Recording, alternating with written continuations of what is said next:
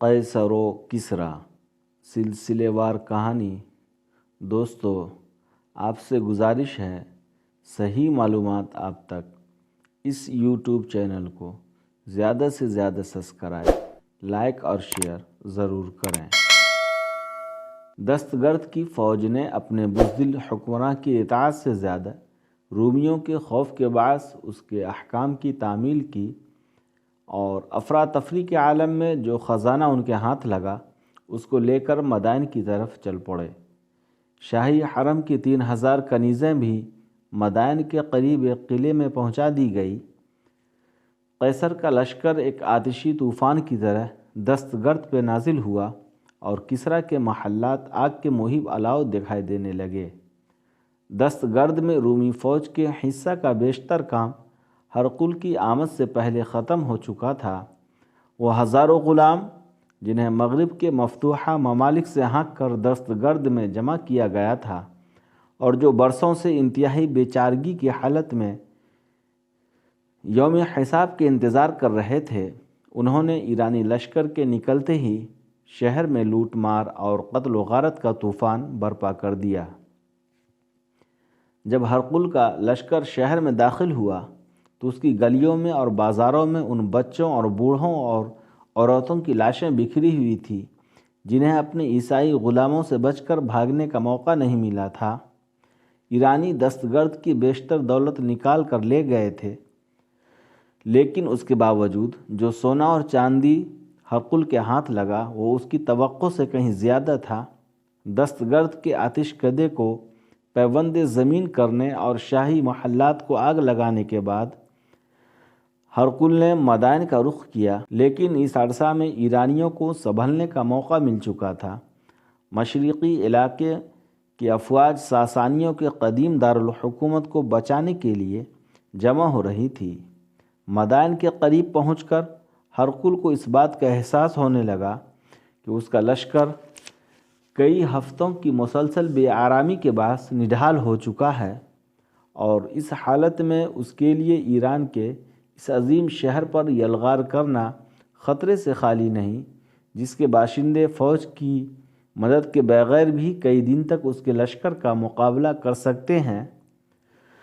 دستگرد میں جو اسے غیر متوقع کامیابی حاصل ہوئی تھی اس کی وجہ پرویز کی بزدلی تھی، لیکن مدائن کی آبادی پر پرویز سے زیادہ ان مغرور سرداروں اور مجوسی کاہنوں کا اثر تھا جو اس کی بقا اور سلامتی کو پورے ایران کی بقا اور سلامتی کا مسئلہ سمجھتے تھے اور جن کی قدیم روایات سے یہ توقع کی جا سکتی تھی کہ وہ اپنے حکمراں کو ان کی بزدلی اور بے غیرتی کا ایک اور مظاہرہ کرنے کی اجازت نہیں دیں گے۔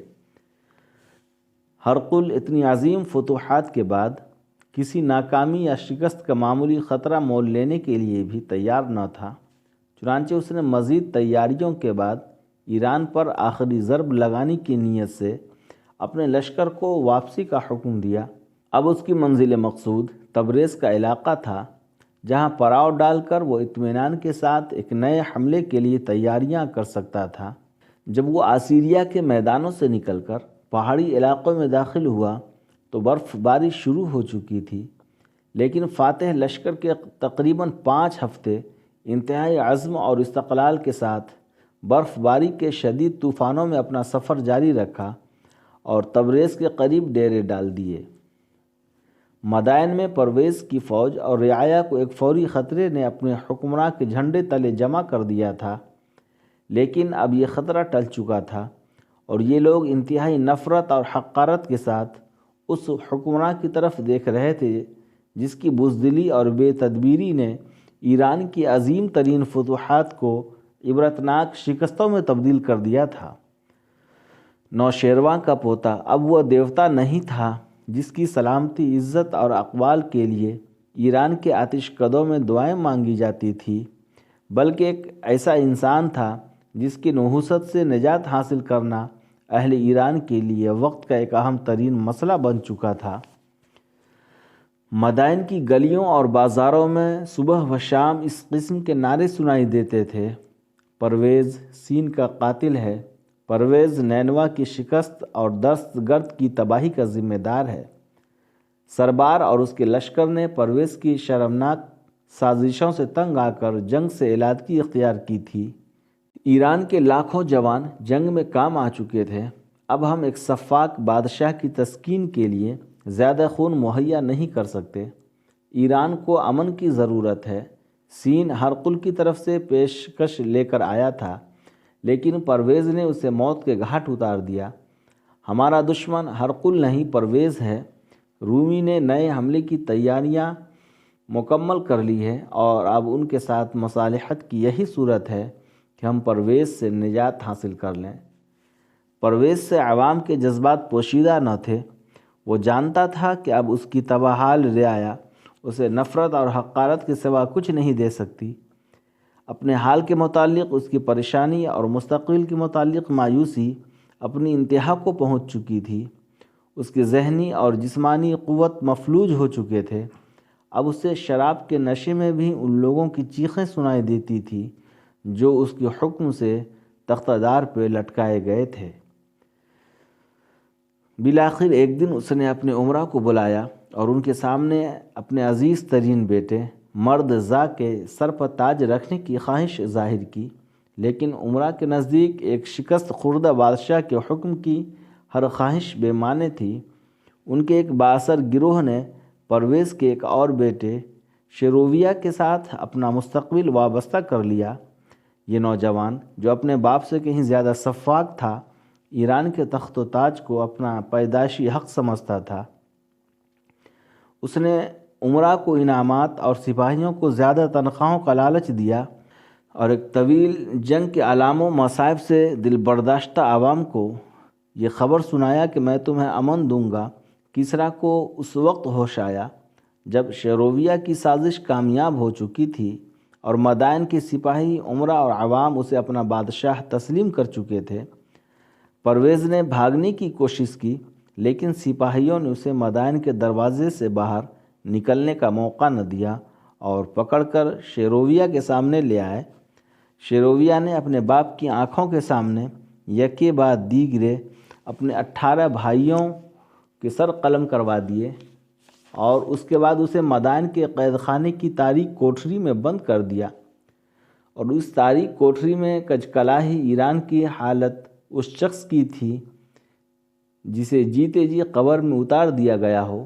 اپنی زندگی میں ہزاروں بے گناہ انسانوں کو جو اذیتیں اس نے پہنچائی تھی وہ اسے اپنے بیٹے کے ہاتھوں پہنچ رہی تھی۔ بھوک اور پیاس کی حالت میں اسے اپنی التجاؤں، چیخوں اور سسکیوں کے جواب میں صرف اپنی آواز سنائی دیتی تھی۔ روئے زمین کا انتہائی با اختیار، انتہائی مغرور اور انتہائی ظالم انسان اب اپنی بے بسی اور مظلومیت کی انتہا دیکھ رہا تھا۔ شیرویہ نے اپنے باپ کو زندگی کے عذاب سے نجات دلانے کے لیے 5 دن کسی موزوں قاتل کی تلاش میں گزار دیے۔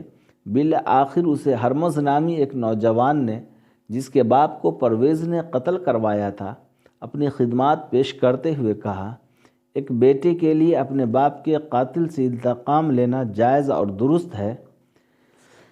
شیرویہ نے جواب دیا، تم اپنے باپ کا انتقام لے سکتے ہو۔ ہرمز قید خانے میں داخل ہوا اور تھوڑی دیر بعد ایک کوٹھری سے ایران کے تاجدار کی آخری چیخ سنائی دی۔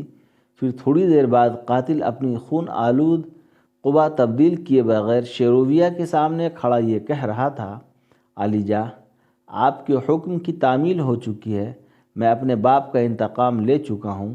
شیرویہ کے چہرے پر ایک خوفناک مسکراہٹ نمودار ہوئی اور اس نے کہا، تم اپنے باپ کے قاتل سے انتقام لے چکے ہو، لیکن میں نے ابھی تک اپنے باپ کے قاتل سے انتقام نہیں لیا۔ ہرمز کے چہرے پر اچانک موت کی زردی چھا گئی اور وہ چلایا، علی جاں، میں نے صرف آپ کے حکم کی تعمیل کی ہے۔ شیرویہ نے مسلح پہرے داروں کی طرف اشارہ کیا اور انہوں نے آگے بڑھ کر ہرمز کو گھیرے میں لے لیا۔ پھر 4 آدمیوں کی تلواریں بلند ہوئی، ایک چیخ سنائی دی اور اس کے بعد ایک لاش شیرویہ کے قدموں میں تڑپنے لگی۔ دست گرد کے قید خانے میں 2 سال گزارنے کے بعد عاصم نے اپنی اسیری کے دنوں ہفتوں کا حساب رکھنا چھوڑ دیا تھا۔ قید کی ابتدائی ایام میں اس کے ساتھ تورج اور مہرداد کی ملاقات کا یہ اثر ہوا تھا کہ قید خانے کا داروغہ اسے پہلے سے بہتر سلوک کا مستحق سمجھنے لگ گیا تھا۔ اس کے بعد سین کے ساتھ عقیدت رکھنے والے چند اور فوجی افسروں نے بھی داروغہ کی وساطت سے اس کے ساتھ در پردہ ملاقاتیں کی تھیں، اور ان کے طرز عمل نے داروغہ کو یہ سوچنے پہ مجبور کر دیا تھا کہ اگر کبھی حالات نے پلٹا کھایا تو فوجی سرداروں کا ایک بااثر گروہ جو سین کو مظلوم سمجھتا ہے اس شخص کو فراموش نہیں کرے گا جو سین کا وفادار دوست یا ساتھی ہونے کے جرم کی سزا بھگت رہا ہے۔ چنانچہ وہ عاصم کے ساتھ عام قیدیوں کی نسبت زیادہ دلچسپی لینے لگا، اور چند ملاقاتوں کے بعد اس کی دلچسپی ایک گہری انس میں تبدیل ہونے لگی۔ ابتدا میں وہ دست گرد کے عوام کی طرح سین کی المناک موت کو غدار کی موت سمجھتا تھا، لیکن عاصم کی باتیں سننے کے بعد اس کے خیالات یکسر تبدیل ہو چکے تھے اور عاصم پر اور زیادہ مہربان ہو چکا تھا۔ تاہم اس کا نیک سلوک عاصم کے آلام و مصائب کا علاج نہ تھا۔ ماضی کی تمام یادوں سے کنارہ کش ہو کر اور مستقبل کی تمام امیدوں سے زندگی کے رشتے توڑ کر ایک قیدی کے حال پر قانع ہو جانے کا تصور بھی اسے ناقابل برداشت محسوس ہوتا تھا۔ ایک دن اس کی کوٹری کا دروازہ کھلا اور قید خانے کے داروغہ نے اندر داخل ہو کر کہا، مجھے معلوم ہوا ہے کہ تم نے 2 دن سے کھانے کو ہاتھ نہیں لگایا۔ عاصم نے بے اعتنائی سے اس کی طرف دیکھا اور جواب دینے کی ضرورت محسوس نہ کی۔ داروغہ نے آگے بڑھ کر اس کے کندھے پر ہاتھ رکھتے ہوئے کہا، تمہاری صحت خراب ہو رہی ہے اور میں نے آئندہ تمہیں اپنے گھر سے کھانا بھیجوانے کا انتظام کیا ہے۔ عاصم نے داروغہ کی طرف گھور کر دیکھا اور کہا، سمجھ نہیں آتا کہ مجھ جیسا بدنصیب اگر چند مہینے یا چند برس اور اس کوٹری میں پڑا اینیاں رگڑتا رہے تو آپ کو اس سے کیا حاصل ہوگا؟ داروغہ نے جواب دیا، یہ میری ذمہ داری ہے کہ میں تمہاری صحت کا خیال رکھوں۔ آج سے تمہیں صبح و شام قید خانے کے 4 دیواری کے اندر کھلے بند گھومنے پھرنے کی اجازت ہوگی۔ عاصم کی آنکھوں میں اچانک امید کی روشنی جھلکنے لگی، لیکن داروغہ نے اچانک اپنا لہجہ بدلتے ہوئے کہا، تمہیں اس رعایت سے کسی خوش فہمی میں مبتلا نہیں ہونا چاہیے۔ اس قید خانے میں 300 آدمی ایسے ہیں جو شہنشاہ کے حکم سے یہاں لائے گئے ہیں اور جنہیں صرف کسریٰ کے حکم سے رہا کیا جا سکتا ہے۔ ان قیدیوں کی اکثریت ایران کے ان بااثر خاندانوں سے تعلق رکھتی ہے جن سے حکم عدولی یا بغاوت کا خدشہ ہو سکتا تھا۔ شہنشاہ کو اس بات کا یقین ہے کہ جب تک یہ لوگ قید میں ہیں اور جب تک ان کے دوستوں، عزیزوں یا رشتہ داروں کو یہ خوف دلایا جا سکتا ہے کہ ان کی قید کو ہر وقت موت کی سزا میں تبدیل کیا جا سکتا ہے، وہ بغاوت کی جرات نہیں کریں گے۔ مجھے ان قیدیوں کی صحت اور سلامتی کے علاوہ یہ ذمہ داری بھی سونپی گئی ہے کہ جب کسریٰ انہیں یاد فرمائے گا تو میں انہیں حاضر کر دوں، اور اگر مجھے اس ذمہ داری کے قابل سمجھا گیا ہے تو اس کی وجہ یہ ہے کہ میرے 5 بچے ہیں، اور مجھے اس بات کا احساس ہے کہ اگر میری غفلت یا کوتاہی کے باعث کوئی قیدی فرار ہو جائے تو ان 5 بچوں کو میری آنکھوں کے سامنے ذبح کر دیا جائے گا، اور ان کے علاوہ میرے تمام عزیزوں اور دوستوں کو بھی بدترین سزاؤں کا مستحق سمجھا جائے گا۔ میں اگر تمہیں اس قید خانے میں گھومنے پھرنے کی رعایت دے رہا ہوں اس کی وجہ میرا یہ اطمینان ہے کہ تم آزادی کے بدلے میرے بال بچوں اور عزیزوں کی زندگیاں خطرے میں ڈالنا پسند نہیں کرو گے۔ پھر مجھے یہ اطمینان بھی ہے کہ اگر تم فرار ہونے کی کوشش بھی کرو تو بھی کامیاب نہیں ہو سکتے۔ عاصم، تمہیں اپنے مستقبل کے متعلق اس قدر نا امید نہیں ہونا چاہیے۔ کسریٰ نے پہلی بار میدان جنگ میں چند ناکامیوں کا سامنا کیا ہے۔ ممکن ہے کہ رومیوں کی مزید کامیابیوں سے وہ ایسی شرائط پر صلح کرنے کے لیے آمادہ ہو جائے جو ان کے لیے قابل قبول ہوں۔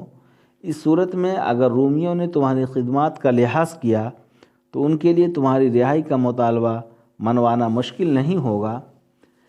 یہ بھی ممکن ہے کہ جنگ کی طوالت سے تھکے ہوئے سپاہیوں کے اضطراب کے باعث ایران کو کسی اندرونی انقلاب کا سامنا کرنا پڑے اور سین کا کوئی دوست تمہارے لیے اس قید خانے کا دروازہ کھول دے۔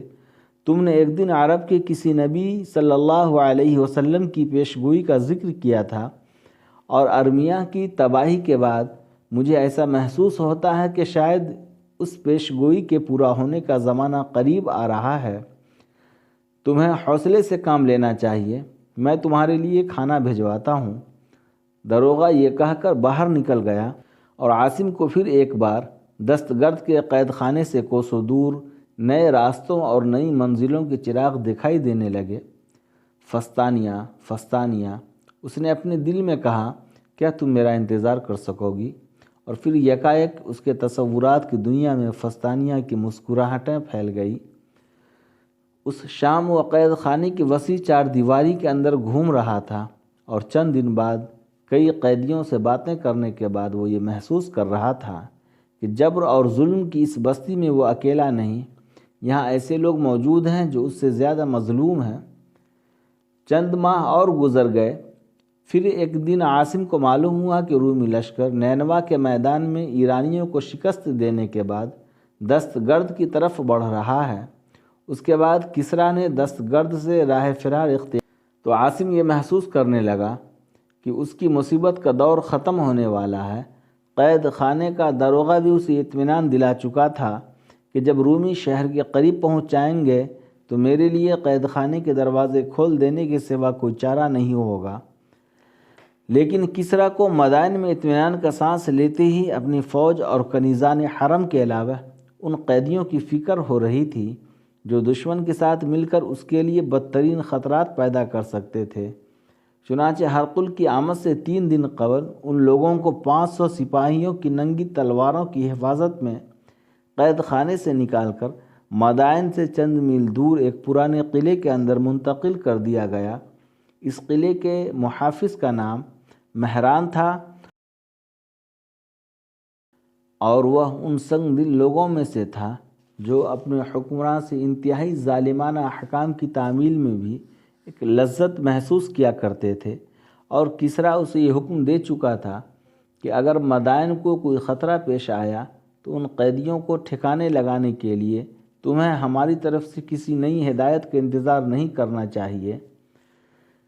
دست گرد کے قید خانے کے داروغہ کو، جس سے عاصم کو کسی بھلائی کی امید ہو سکتی تھی، ان سپاہیوں کی نگرانی سونپ دی گئی تھی جو شاہی خزانہ نکال کر مدائن لے جا رہے تھے۔ عاصم نے اپنے مستقبل کے افق پر امید کی جو روشنی دیکھی تھی، اسے پھر ایک بار مایوسی کی گھٹائیں اپنے آغوش میں لے چکی تھی۔ اس قلعے میں اسے یہ معلوم نہ تھا کہ باہر کیا ہو رہا ہے۔ پہرے داروں کو قیدیوں سے ہم کلام ہونے کی اجازت نہ تھی۔ وہ کئی دن انتہائی کرب اور اضطراب کی حالت میں رومیوں کا انتظار کرتا رہا، لیکن وہ نہ آئے۔ وہ اکثر یہ سوچا کرتا تھا، کیا یہ ہو سکتا ہے کہ قیصر دست گرد سے آگے بڑھنے کا ارادہ ترک کر کے واپس چلا گیا؟ کیا یہ ممکن ہے کہ اسے کسی جنگ میں شکست ہو گئی ہو؟ اور کیا یہ ممکن نہیں کہ مدائن میں اپنے جھنڈے گاڑنے کے بعد اس کے تھکے ہوئے سپاہیوں نے اسے غیر اہم قلعے کی طرف توجہ دینے کی ضرورت محسوس نہ کی ہو؟ قلعے کے محافظ نے قیدیوں کو گری ہوئی دیواریں مرمت کرنے اور خندقیں گہری کرنے کے کام پر لگا دیا تھا، اور پہرے دار ہاتھوں میں کوڑے لیے ہر وقت ان پر مسلط رہتے تھے۔ اگر کوئی بھوک پیاس یا تھکاوٹ سے نڈھال ہو کر گر پڑتا تو اس پر بے تحاشا کوڑے برسائے جاتے تھے۔ غذا کی کمی اور کام کی زیادتی اور پہرے داروں کے وحشیانہ سلوک کے باعث کئی قیدی طرح طرح کی بیماریوں میں مبتلا ہو چکے تھے، اور ہر ہفتے مرنے والوں کی تعداد میں بتدریج اضافہ ہو رہا تھا۔ ایک رات چند قیدیوں نے بھاگنے کی کوشش کی، لیکن پہرے داروں کو بروقت پتہ چل گیا۔ چنانچہ انہوں نے بھاگنے والوں کا پیچھا کیا۔